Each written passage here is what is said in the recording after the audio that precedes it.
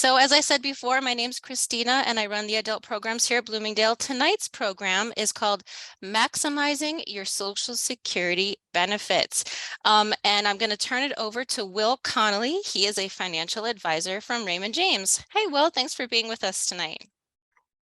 Thanks, Christina. Hello, everybody. Thanks for taking the time to listen through the seminar. I hope that you walk away with some information on really how to get more money out of the system to your benefit. So really the goal here today is for me to be a resource to you to maximize what can be a really, really beneficial income stream in retirement.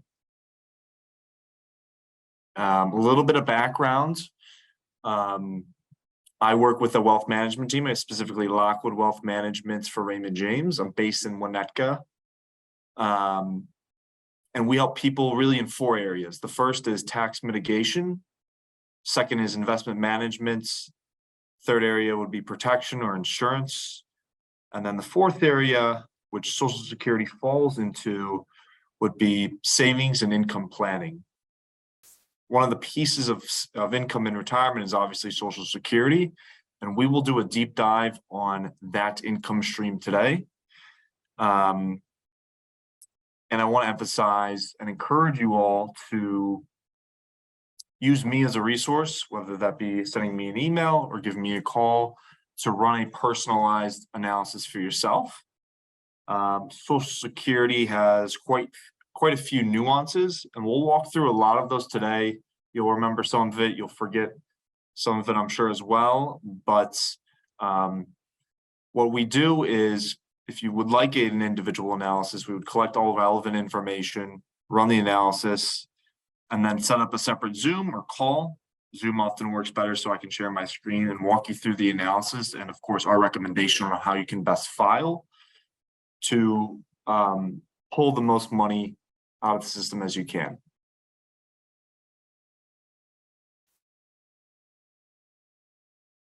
So Social Security rules are extremely complex. There's a lot of misinformation out there. It's extremely nuanced, as I said. There's a lot of moving pieces that apply to someone filing for Social Security, and unfortunately, they're not what you would call a proactive organization. So they will never tell you, hey, it's probably most prudent to file at this time because your spouse's worker benefit is greater than X amount, or anything of that sort. So that's where it becomes important to meet with somebody like myself or anybody who's a financial advisor to walk through, just spend the initial hour or so, walk through best filing strategies for yourself. So when you go to the administration, you'll have a strategy already in mind that you can bring to them. They will never bring that to you. So today what we'll cover is really 3 buckets. The first is Social Security basics. We'll then walk through specifically some rules and strategies for single, never married, spouses, divorced, widows, and widowers. And then at the end, we'll touch on Social Security bankruptcy. This is an extremely hot topic. I don't know if anybody reads Barron's, but an article came out yesterday in Barron's around Social Security bankruptcy.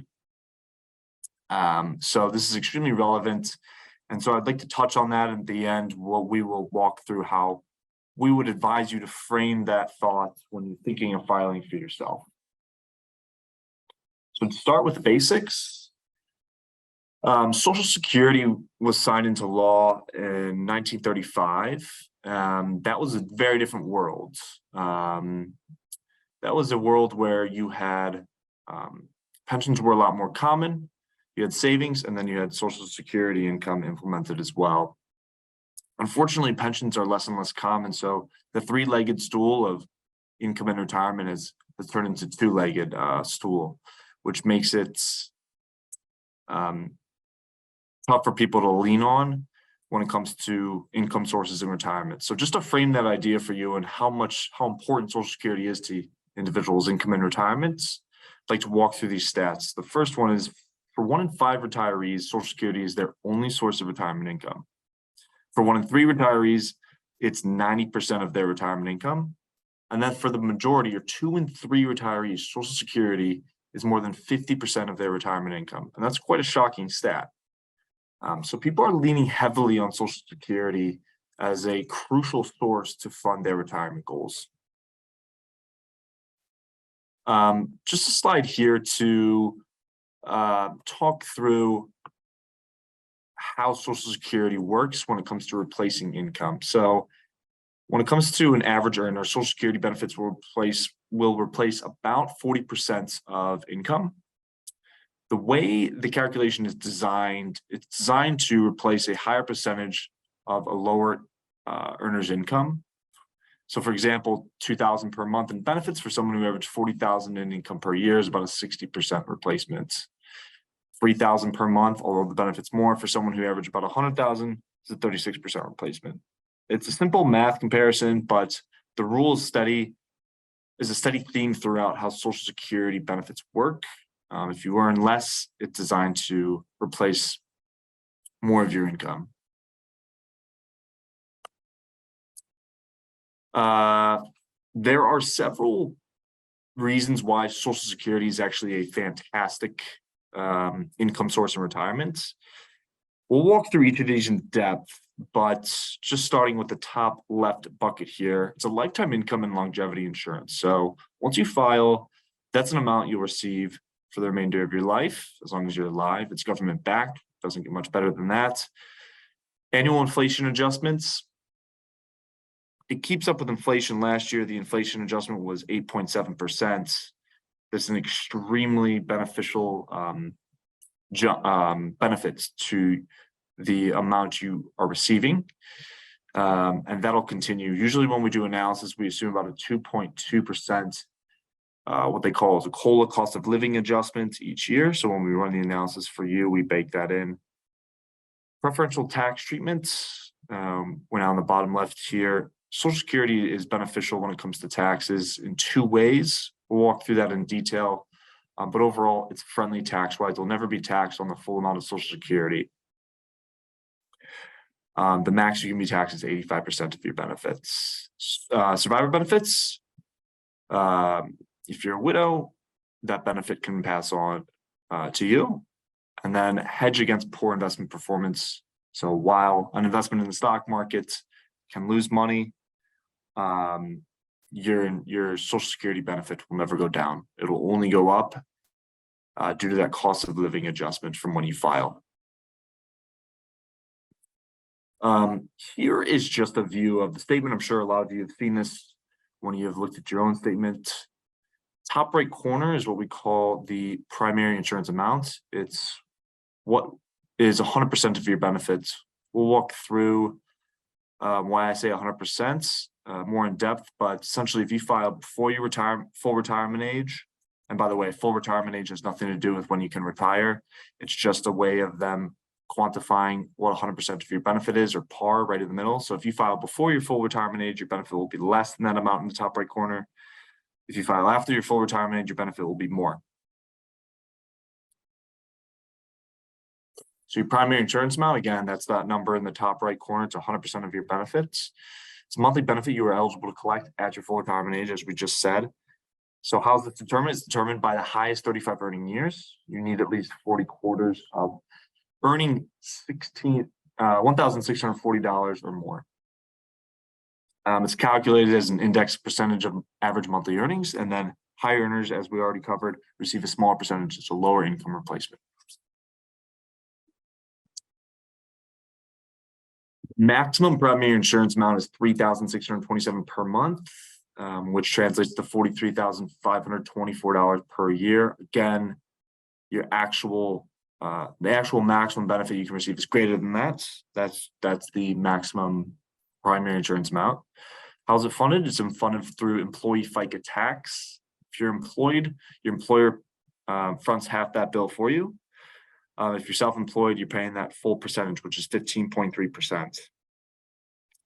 Portion of this goes to Social Security, the majority of it, and then a portion goes to Medicare. Maximum earnings on which Social Security is taxed is $160,200.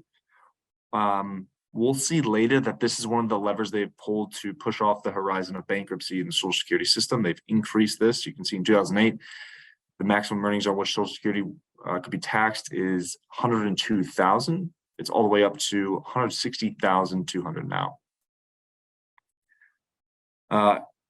That link right there, I would encourage you to go to that site to check your earnings. It's also where you can pull your statement. If you have a pension, when we run the analysis for you, you'll need to pull your earnings history as well. That is pulled from the same site. So that's an important site to remember. If you don't have your statements pulled already, you can go to that link and pull the relevant information.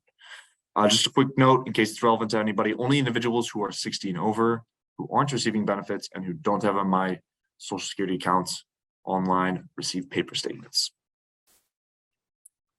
So we've mentioned full retirement age a couple times now, and here's really a nice visual for me, at least. I learned through visuals, and so you'll see the range of full retirement ages is from 66 to 67.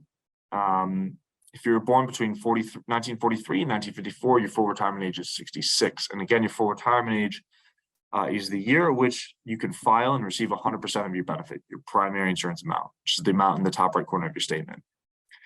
You'll see they have pushed this back. This is another lever they have pulled to delay bankruptcy of the Social Security Administration all the way to 67. So if you're born in 1960 or later, your full retirement age is 67. This is a good time to make a quick note of your full retirement age if you're not aware of it at this point. So this slide is really framing primary insurance amounts, and then the penalties for filing early and the bonuses for filing after your full retirement age. So I keep saying your primary insurance amount is 100% of your benefit. What does that mean? When I say that, it's par. Essentially, it's the middle ground for your benefit. Your benefit could actually be more, it could be less. If you file earlier, you're penalized for that. Makes sense because you start pulling money earlier, so they cut your benefit by touch. You'll see if you file at 65, your benefit is 93% of your primary insurance amount. If you file at 64, your benefit's 87%. 63 is 80%, and then all the way down to 62, they can actually discount your benefit by 25% of your primary insurance amount, and that's a permanent reduction. So it's not like that kicks back up to 100% of your PIA once you turn your full retirement age. It's a reduced amount, permanent, that you will be receiving. Now, the inverse works for people who delay pulling money out, which makes sense as well. So an 8% increase for each year you delay is applied.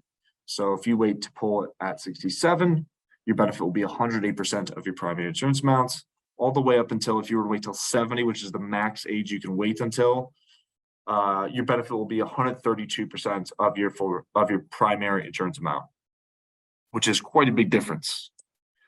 This is the same slide, but assuming your full retirement age is 67. Again, if your full retirement age is 67, you were born in 1960 or later.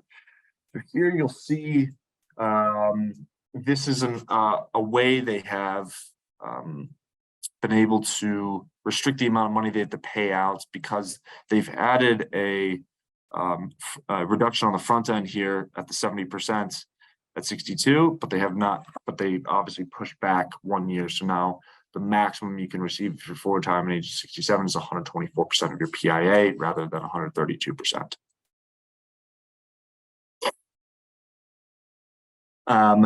This is just a pretty straightforward slide to basically give you the message that no matter how you shape it, Social Security returns are quite good. Currently, the 10-year Treasury, I think, is at 3.69.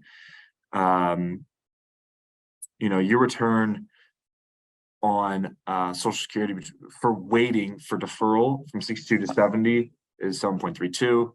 For 4 years, it's 7.46. And for the 4 years from 66 to 70, the IRR will be 7.19. So any way you shape it, you're looking at returns over 7%. which is quite good.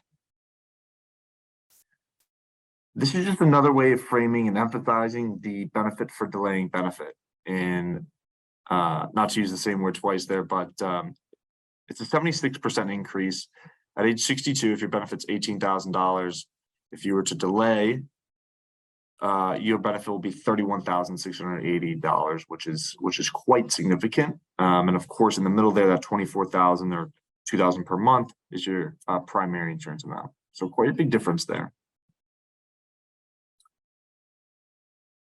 We mentioned COLA adjustments at the front end is one of the 6 features of Social Security that is quite it's a quite attractive feature of it. So while your benefit increases for deferral, the COLA dollar amount will increase as well, right? So it's as simple as applying the same percentage to a bigger dollar amount. So if you filed at 62, the COLA adjustment is $360. If you were to file at 70, the COLA adjustment is $634.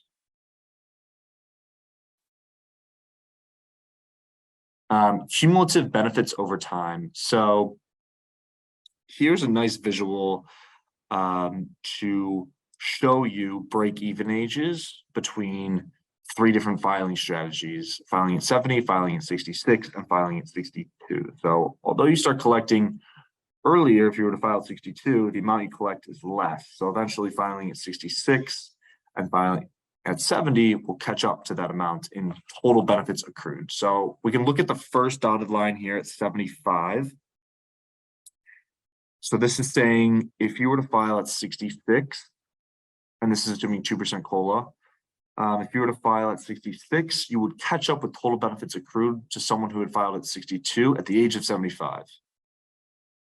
The second dotted line is at age 78, and this is saying if you were to file at 70, you would catch up in total benefits accrued to someone who filed at 62 at age 78.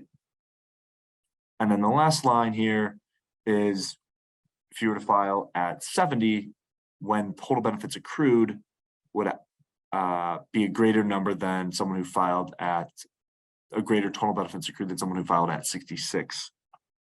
So in other words, it's worth it to file at 70 if you're to live past 80 or longer. Of course, a huge variable in this analysis that plays a massive role and can't be ignored is age, or life expectancy, excuse me. So I want to walk through a couple stats on that. When I walk people through this, you can think of family history, grandparents, kind of how that thinks, your personal health status, but it's obviously a big variable, and we do take that in consideration in each person's analysis. So here is a slide that bakes in one more variable, if you will, and that is expected annual rate of return. So generally, the rule of thumb here is the lower returns you have on money in general that you invest, and the longer you expect to live, the more it makes sense to claim at 70. On the flip side, let's say you're Warren Buffett and you're earning 10% or more every year for God knows how long. If you're earning that much, it's always prudent for you to file at 62. The way to think about this is simply you take the money from Social Security. How much is it earning for you if you're investing that money with an advisor or someone else? If they're earning 10%, it's worth it to pool early so that money can begin accruing earlier. For example, if we looked at someone who thinks they're going to earn 4% and live to 86, it's prudent to claim at 70. So this is a nice visual to kind of bake in that variable of what you can expect in returns in the market. The probability of living longer. So I did mention that this is a huge variable in each person's analysis, and I want to just touch on some of the stats around this. So the historical and projected life expectancy, this graph is showing the historical and projected life expectancy for total US population from 1960 to 2060. So half of this is projected, obviously, but in 2017, the life expectancy was about 80 years old. It's supposed to increase until about 85.6 in 2060. Just something to keep in the back of your mind when you're thinking of break-even ages and life expectancy. A couple slides ago, we did walk through the break-even age at 80. If you were to live past 80 with these assumptions, which are fairly average, the best filing strategy for you is to file at 70.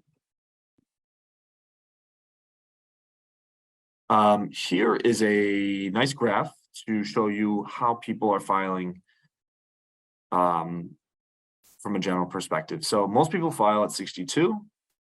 Sorry, not most. The greatest piece of the pie is those who file at 62 at 37%. Then you have 23% of people filing between 63 and full retirement age, 31% at full retirement age, only 6% between full retirement and 70. And I think that's the most shocking part about this graph. Only 6% are taking advantage of the bonus for deferring taking benefits after full retirement age, and then only 3% are taking it at 70, which is the maximum accrual you can have on benefit. So this slide, in other words, would tell us that most people are making probably not the best decision for themselves. A lot of people ask about, hey, can I work when I'm pulling benefits? I've heard that can reduce it. So I just wanted to shape it pretty simply here for you. So if you're under full retirement age for the full year and you're collecting benefits, $1 of benefits is withheld for every $2 in earnings above $21,240. Let's say you're receiving it in the year you reach full retirement age, and you're working, $1 of benefits withheld for every $3 in earnings above $56,520, so a little bit less punitive. And then finally, month of full retirement age and beyond, no earnings limit, and withheld benefits are paid back monthly. So once you reach full retirement age, and it's okay to work, you will have no discount to benefits. I did mention that Social Security is quite friendly when it comes to taxes, and there are two main reasons here. We'll walk through those. Taxation of benefits is determined by provisional income. So your provisional income is your adjusted gross income plus tax-exempt interest, which is like muni bond interest, plus half of your Social Security benefits. So that's one piece of why it's friendly. They're not taking into the full Social Security benefit there. The maximum you can be taxed on Social Security is 85%. And here below, you can see how it's bracketed out. If you are single and make below $25,000, or you're married and filing jointly and make below $32,000 in provisional income, your benefits are not taxed. If you are between 25,000 and 34 single, or the 32,044 married filing jointly, you'll be taxed between 0 and up to 50%. That doesn't mean you jump straight to 50%. That just means you're taxed anywhere from above 0 to 50%. And then the next jump would be if you make more than $34,000 as a single, or more than $44,000 married filing jointly, you can be taxed up to 85%.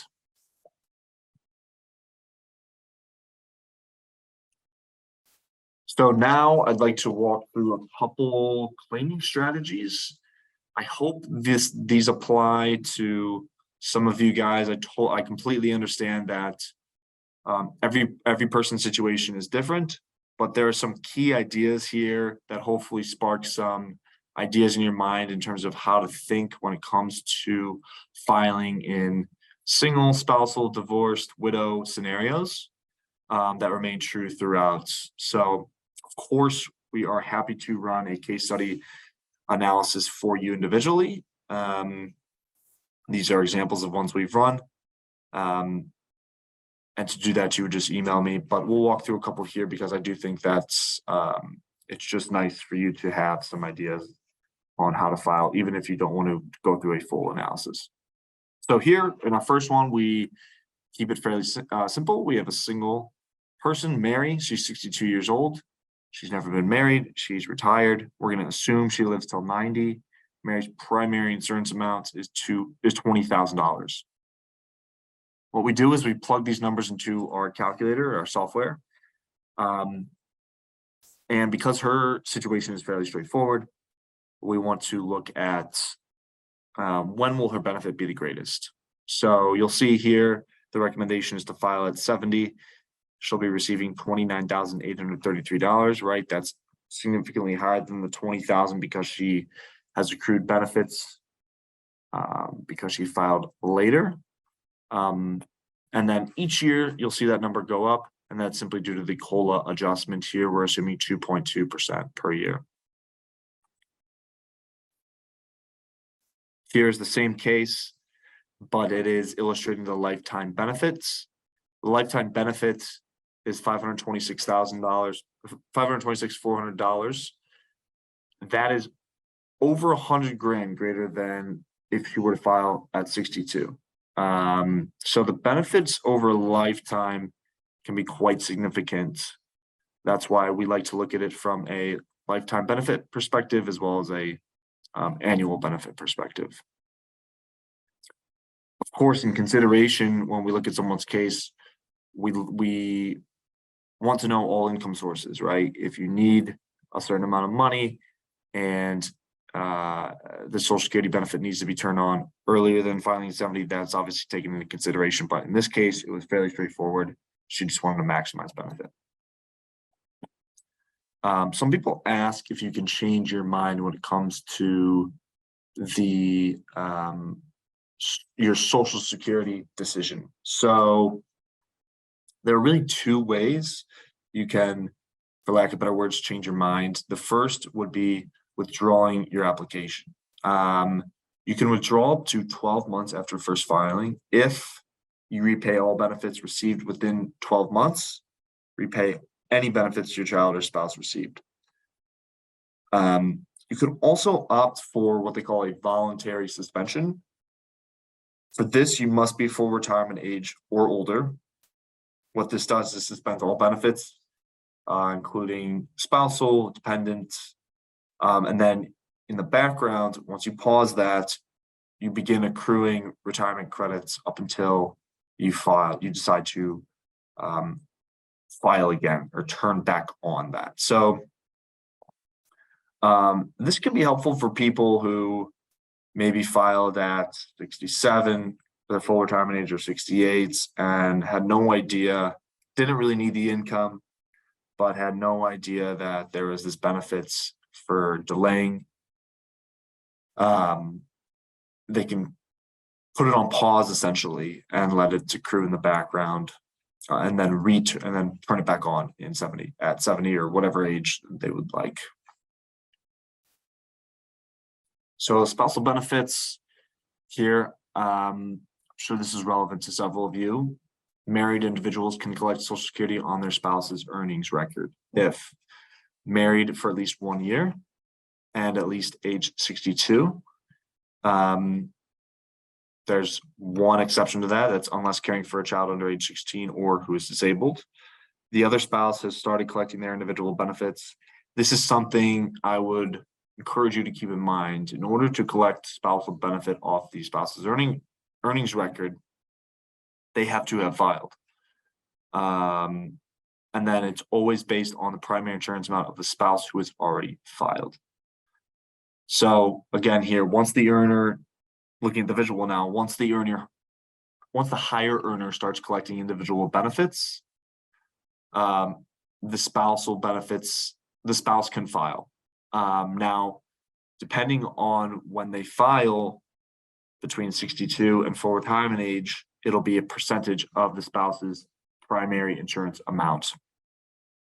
After full retirement age, the benefit does not get any larger than 50% of the spouse's primary insurance amount. So in other words, there's no reason for you to wait if you're looking to collect spousal benefits past your full retirement age if the higher earner spouse has already filed. The benefit will be as large as it can get. So here you'll see on the left, the smallest amount you could get is 35% of spouse's primary insurance amount, and that's if you file at 62. And then each month this increases for delayed claiming. up until the max spousal benefits at FRA, which is 50% of the spouse's PIA, primary insurance amount. So this is great in cases where one spouse hasn't worked or has a small working record. They can take advantage of the higher earners long working record and collect benefits, which can be significant. Walked through or touched on a couple of these already, but important to remember there's some scenarios where benefits simply mature, aka there's no benefit for you waiting longer to accrue a higher benefit. So the first scenario here is what we just talked about, the spousal benefit of 50% of the other spouse's primary insurance amount. This does not grow past your full retirement age. It'll max out 50% of the other spouse's primary insurance amount once you turn your full retirement age, which is either 66 or 67, depending on when you were born. Next here is the widow benefit. We'll touch on widow, but the widow benefit of 100% of deceased spouse or ex-spouse's PIA no longer goes past full retirement age. So similar rule there. As we'll see in a couple of case studies later, the widow benefit is quite friendly, which makes sense. You have to have been married for 9 months and you can collect 100% of their benefit. And then of course the worker benefit, which is just Social Security, plain old Social Security, no longer goes past 70. So the maximum you can wait to take advantage of accrual is waiting until age 70. It no longer goes past that age. So here's a second case study here. Spousal. We have Katie and Rick. They're married. They're both 66. They're retired. We're going to assume they live till 90. Rick's primary insurance amount here is $30,000. Katie's primary insurance amount is $0. Obviously, these roles could flip. It could be Katie, who's the higher earner, or Rick, who's the lower earner. Just in this case, Rick has a $30,000 PIA while Katie has nothing. So Rick has decided to wait until 70, which means that Katie cannot file until 70.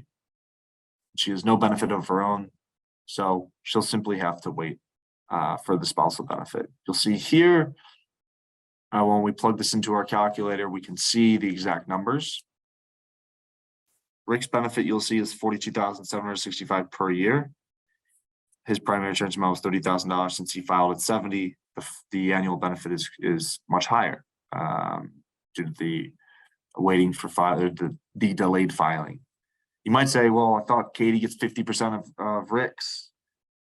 She gets 50% of his primary insurance amount. So that'll be adjusted here for COLA still, but she'll still get 50% of his primary insurance amount, not 50% of what he receives. So they both start collecting at 70. Here's another spousal case.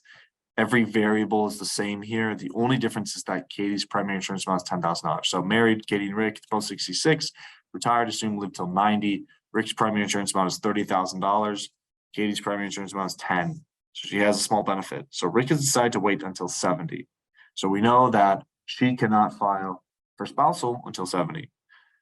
But Katie should file no later than her full retirement age of 66 and 2 months. The mistake would be if Katie waited until 70 to file for benefits. So a nice way to see this, I think the best way to visualize this is this slide. And this is a really important point here. So there's no reason Katie cannot begin pulling her own benefits prior to taking advantage of the spousal benefits and then switching at the time where the spousal benefits where she qualifies for the spousal benefit, aka when Rick files. So if she were to just wait for the spousal benefit, just wait for Rick to file so she can pull spousal benefit, she would lose out on $40,000-ish, about $40,000, about $10,000 per year. The key here is you can turn on your own benefit, which in this case, her full benefit is less than half of Rick's, aka the spousal benefit for her. And then once she's eligible for the spousal benefit, she can turn off hers and turn on spousal benefit and begin accruing that 16,242 number and getting that bonus in income there. Spousal age and primary insurance amount gap. So here we have Wilma and Fred. They're married. Fred is 62 and Wilma is 52. So there's an age gap. They're both working. We're going to assume they live till 90. Fred's primary insurance amount is 30,000. Wilma's primary insurance amount is 20,000. Remember, Wilma is 10 years younger than Fred. So here, Fred should consider waiting until age 70 for widow protection. Wilma should consider filing for her benefits at 62, similar to last case. She should start pulling her own benefit. Her break-even age is approximately 80, at which time Fred will be 90. And again, we assume they'll live till 90. So as somber as it sounds, Fred will most likely pass away before she makes it to her break-even age. At that time, she will flip to 100% of Fred's benefit. So once Fred passes, just prior to her break-even age, she'll be able to flip to 100% of Fred's benefit, which will be greater than the amount she was receiving.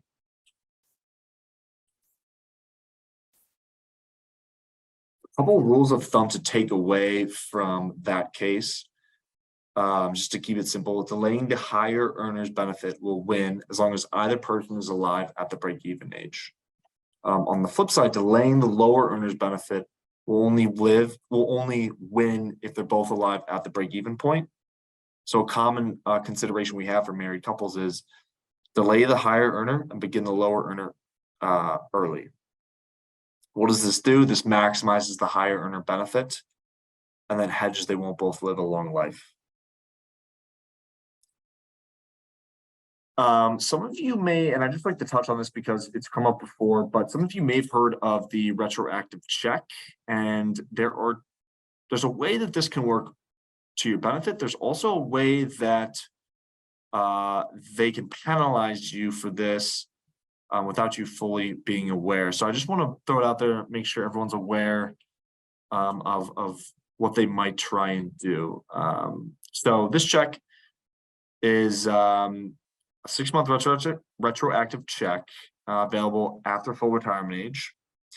So a positive example of this is, say you wanted to file at 70 years old, but you're 5 months past your 70th birthday and you're like, shoot, I forgot to file. I haven't been collecting benefits, so I missed out on 5 months of benefit. Well, they'll actually go back up to 6 months of lost benefits. So they'll pay you for that missed amount up to 6 months. That's a positive example. The cautionary example is, let's say you wanted to file at 70, you go in on your 70th birthday. When you try, they offer you a check for the last 6 months worth of benefits. They say, hey, we can pay you 6 months of benefit today. What they'll do is, on paper, make it look as if you filed at 69 and a half, and therefore your benefit will be permanently reduced as if you had filed at 69 and a half rather than 70. So I just like to warn people about that, because that's a way or a trick they have to pay less out, and it's permanent. So it can be a reduction of up to 4% of your lifetime benefits, which is quite significant. So just be cautionary when they offer you the retroactive check. They can backdate your filing date, your filing age on paper. I'll try and get through the rest of this. Happy to answer any questions. Hopefully we'll have 15 minutes of questions here, or 10 minutes. But want to go through a couple more things here. So divorce spousal benefits. Divorce spousal benefits work similar. So just overall, they work similar to regular spousal benefits, but one advantage is not having to wait for the ex-spouse to claim first. So divorced spouse can receive, there are a couple of qualifications. The divorced spouse can receive benefits on an ex-spouse's earnings record if you're married for at least 10 years, you're currently unmarried, and you're both at least 62, there's no impact on the ex-spouse's benefit. So here's a case of divorced widow benefits. So they're married for 15 years, they divorced 10 years ago, they're both 62, so check, check, check. D has a better work record than Greg. Greg is single and looking to file for benefits. Greg's work benefit is more than half of D's. However, D's work benefit is greater than Greg's. Okay.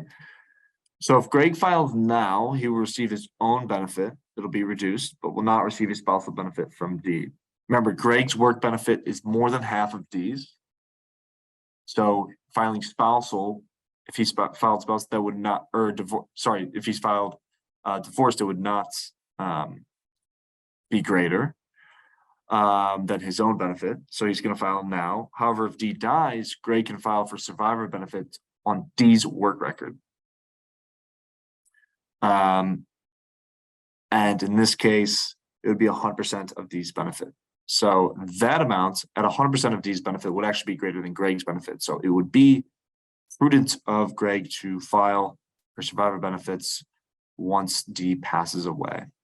But before that, it would be prudent of him to pull his own benefit because it's greater than half of D's. A surviving spouse can receive the deceased spouse benefit if you're married for at least 9 months, which makes sense. The widow benefit should be more friendly. Remember, widow is 9 months, as shown here. Spouse is 1 year. Divorce is 10 years. You need to be at least 60 years old, unless disabled, 50, or caring for a deceased spouse's child, and not remarried prior to age 60. Divorced spouses qualify if married for more than 10 years, even if they remarry after age 60. So let me read that again. Divorced spouses qualify if married for more than 10 years, even if they remarry after age 60. Make sure you file if your ex dies. So survivor benefits as early as 60 you can pull. It'll be 71.5. If you pull at 60, it'll be 71.5 of deceased spouse's benefits. You'll have a monthly increase for delayed claiming up until 100% of deceased spouse's benefit for retirement age. Just to frame this in real life scenarios, same idea on this slide. There are 2 strategies you can use given that information. The first would be begin survivor benefits as early as 60. Let your own benefit accrue in the background and then switch to your maximized work benefit at 70. Or you can flip that scenario and begin your own benefit at 62. And then when your survivor benefit grows until 66 or FRA, you can switch to your maximized survivor benefit. That's really a question of whether your survivor benefit is greater than your own work benefit or vice versa. And that will inform us which strategy would be most prudent for you in a scenario like this. Here we have case study 6, widow benefit at 60. So let's say Emily here is 60 years old. Emily's retired and has good work record, no earned income test. Emily's husband recently passed away. Emily can turn on widow benefit now, reduced for taking before full, it's still discounted, right? Before full retirement age. Then at 70, switch to her fully maximized worker benefit. Her worker benefit still is accruing in the background. She can file at 70, take advantage of the delayed benefit. She will receive 10 years. If she were to turn on her widow benefit now, she will receive 10 years of widow benefits while she waits for an excellent work record to mature at 70. Couple rules to remember here about survivor benefit planning. If a husband waits until full retirement age, or later to file, the widow gets 100% of what he was receiving, he or she, or due to receive if not filed yet. If husband dies before taking Social Security and before full retirement age, widow receives his full primary insurance amount, which is friendly. And then on the right here, if husband dies after taking Social Security before FRA, the widow receives what he or she was receiving, or 82.5% of his full primary insurance amount, whichever is greater. Just a touch here on Social Security bankruptcy. As I mentioned from the start, Social Security bankruptcy is quite a relevant topic. I mean, I have the article sitting right here. It was in the Bears this morning, and they were talking about what we're about to walk through right now. In 1940, there were 159 workers per beneficiary. So there were 159 workers paying into the FICA tax bucket for each beneficiary. Fast forward to 2022, there are 2.8 workers paying tax into the bucket per beneficiary. So it is it's set up right now to not be able to support going forward. So in approximately 2 workers per beneficiary. So once baby boomers retire, numbers are still expected to slowly decline due to increased longevity. So people are living longer. There's just it's a less young population. The population's aging. So the trust fund is scheduled to run out of money in 2034. It's only 12. That's only 11 years from now. So it's important to remember that the majority of benefits will still be funded through the Social Security tax system. Approximately 79% of benefits come from taxes. So when people say bankrupt, that's kind of a hot topic word to get your attention in the headlines. That doesn't mean benefits go to zero. That just means they stop. That means the trust fund, excluding taxes coming in, which support the majority of benefits, goes bankrupt. So this really just means that the benefits would be reduced. So the question is, will your benefits be cut in 2034? The last thing any politician wants to do is cut Social Security when it's leaned on by such a large part of the population. So there are several levers they can pull to push off bankruptcy dates. Options include raising the payroll tax percentage from the current 6.2. This is the Biden proposal. Another way they could use or they could push off the bankruptcy horizon is raising the limit on the amount they pay, amount that is taxed, amount of pay that is taxed. We saw from the slide earlier that this amount has continued to go up throughout the years. In 2008, it was about $55,000 less than that $160,200 amount. You could also raise the full retirement age from current 67. That was actually in the article in Barron's. They were thinking about 68 or 69. At one point, it was 65. So that is the lever they pulled before. They can lower the cost of living adjustments. Again, it keeps up with inflation. It was 8.3%, keeping up with inflation last year. And they could limit that or erase that benefit in all. And then the last option, of course, is to cut benefits. So that's the last thing they would want to do. Just to frame a couple of levers they have pulled since the establishment of Social Security. They have increased the wage base at which that is taxed all the way to $160,200 in 2023.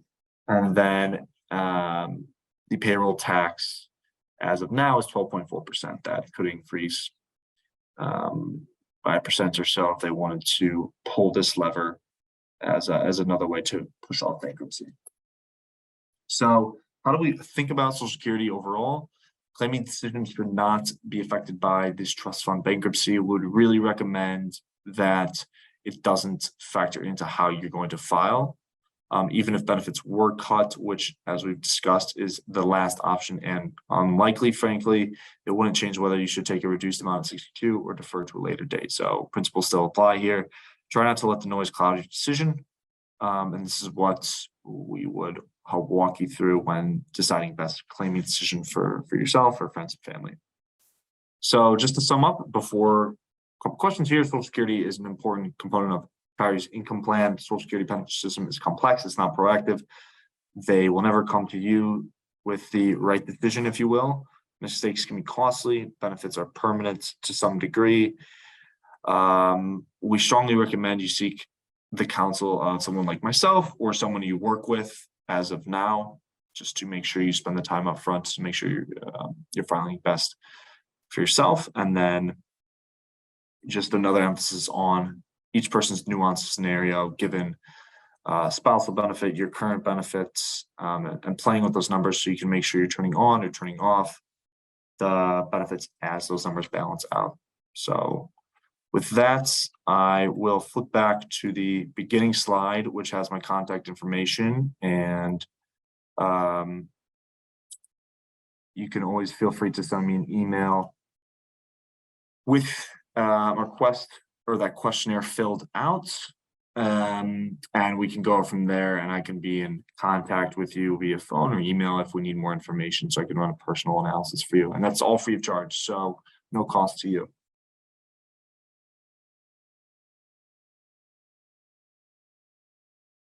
Let me unmute myself.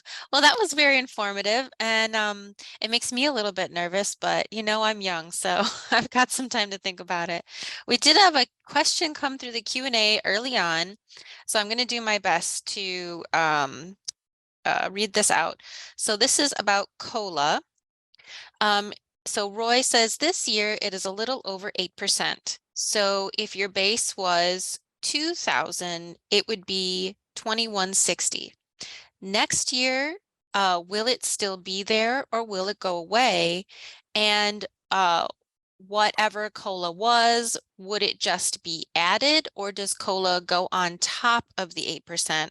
Also, if I am not collecting Social Security now, is the COLA added to the base? I hope that makes sense. Great question. So I'm gonna answer the last question there first. COLA is always working in the background. It's applied to your base, whether you have filed or not. So you'll always get that benefit. That's a win for any person. And then COLA is as simple as kind of how you described it. You file that COLA percentage is applied to in that year that benefits. Then the next year, that percentage is applies to that dollar amount. If that makes sense. So it's not like it's 8.3% this year and the next year is 2.2. So the adjustment's 8.3 plus 2.2. It's not that complex. It's as simple as it's going to increase, your benefit's going to increase by 8.7% in that year. And then take that number and apply the next year COLA, whether it's 2.2 or whatever that percentage is. Does that answer your question?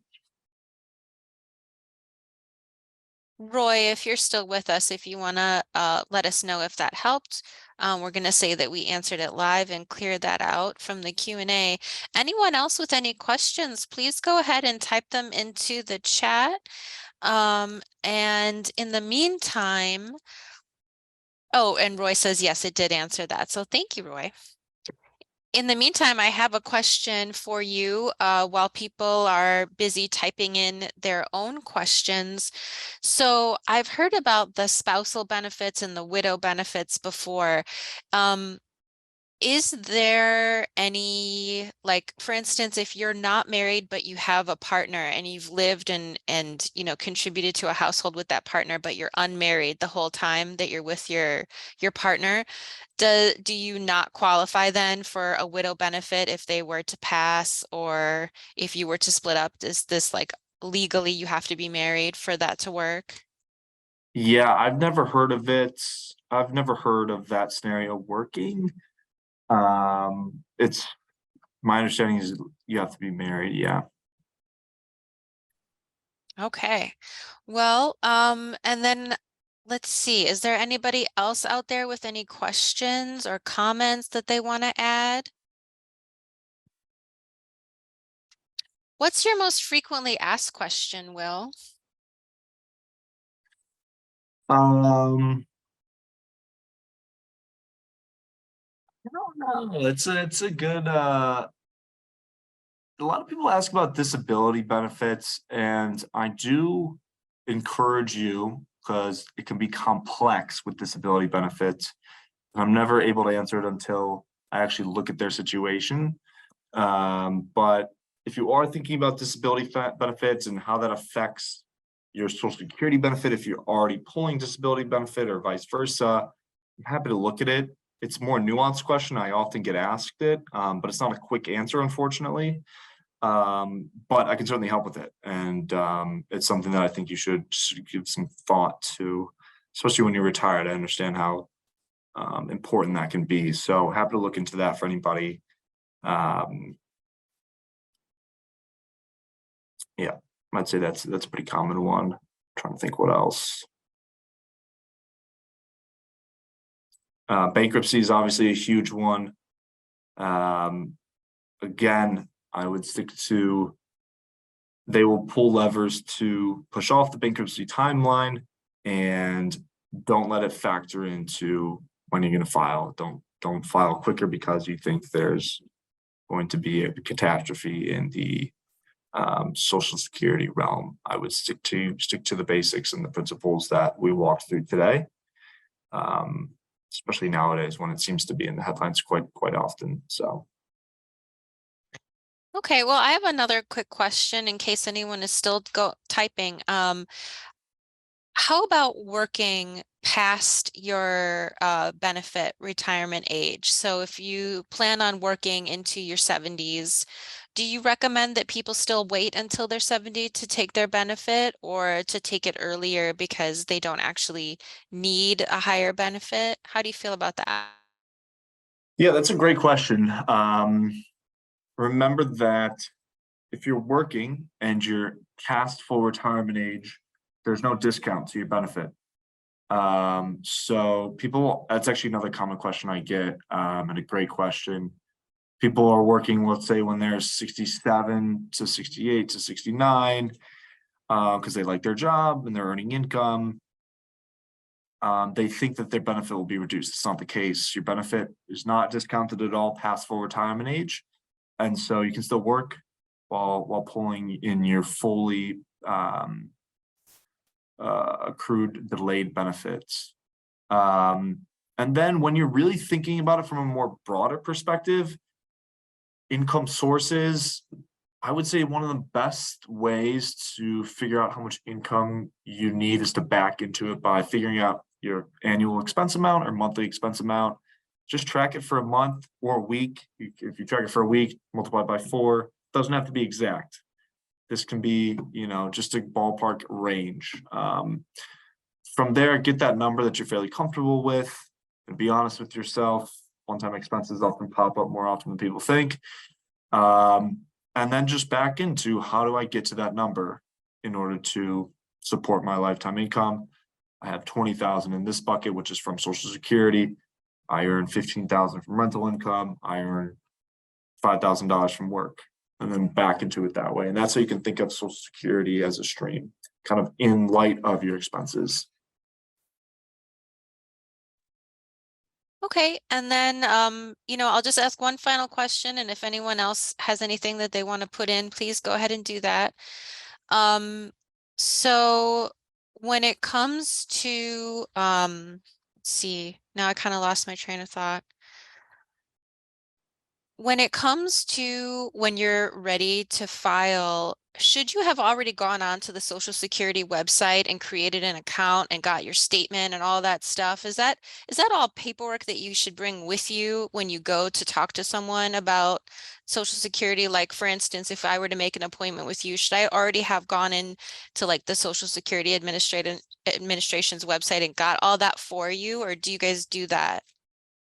We would we would have you pull the statements from that link. That might actually be helpful to throw in the chat. But it's literally socialsecurity.gov. Just type in Social Security, and it's the website. Very easy to navigate. You can create a free account, and you can pull your statements.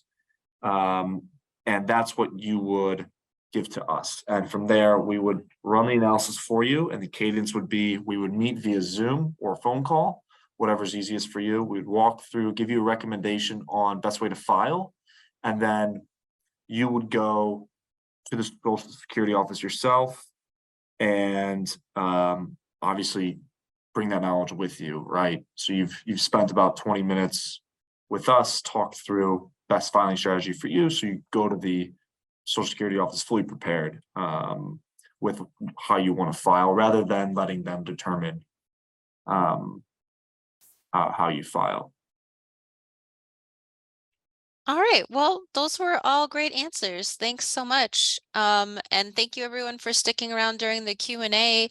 And as you can see, Will has his email address as his username, but I'll just type that into the chat one more time. And if you're interested, it's will.connolly@raymondjames. And the email that I sent you all earlier with those attachments, you can go ahead and reply.